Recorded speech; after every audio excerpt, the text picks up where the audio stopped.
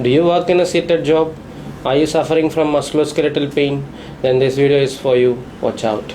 All you need is a chair, which is a movable or immovable chair. You can go on to cross your leg, push this knee down from here, bend all the way down so that you will be feeling a good stretch in your glutes.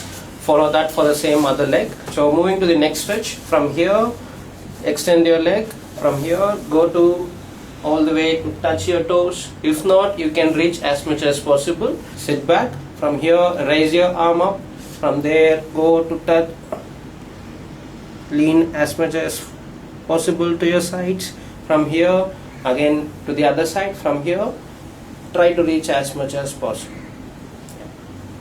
So what happens when you sit for a prolonged time is your hip has two alignments. One is your anterior tilt and the other one is your posterior tilt.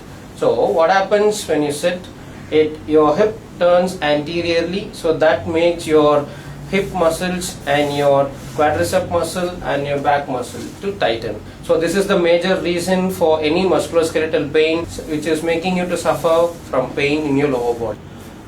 நீங்கள் லேப்டாப்பில் வேலை செய்வீங்களா உட்காந்துட்டே? உங்களுக்கு musculoskeletal pain இந்த மாதிரிலாம் suffer ஆகுறீங்களா? அப்போனா இந்த வீடியோ உங்களுக்காக தான். ஏன் ஆக்சுவலாக ஃபர்ஸ்ட் மஸ்குலோஸ்கெலிட்டல் பெயின் வருதுன்னு தெரிஞ்சுக்கலாம்.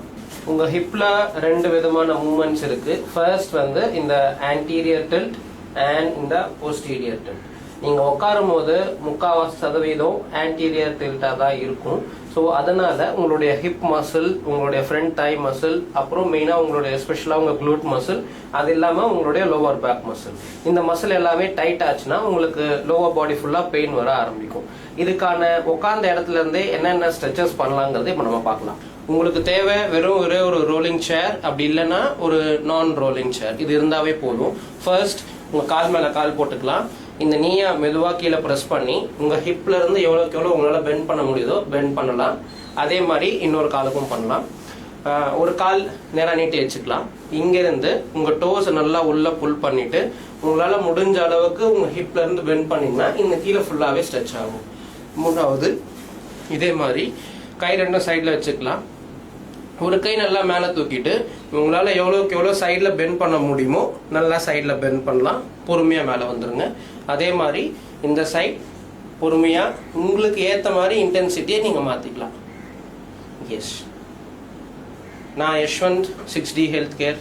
உங்களுக்கு ஏதாவது இந்த மாதிரி மஸ்குலோஸ்கெலிட்டல் டிசார்டர்ஸ் வந்துச்சுன்னா நீங்கள் எங்களை எப்போ வேணால் காண்டாக்ட் பண்ணலாம். தேங்க்யூ.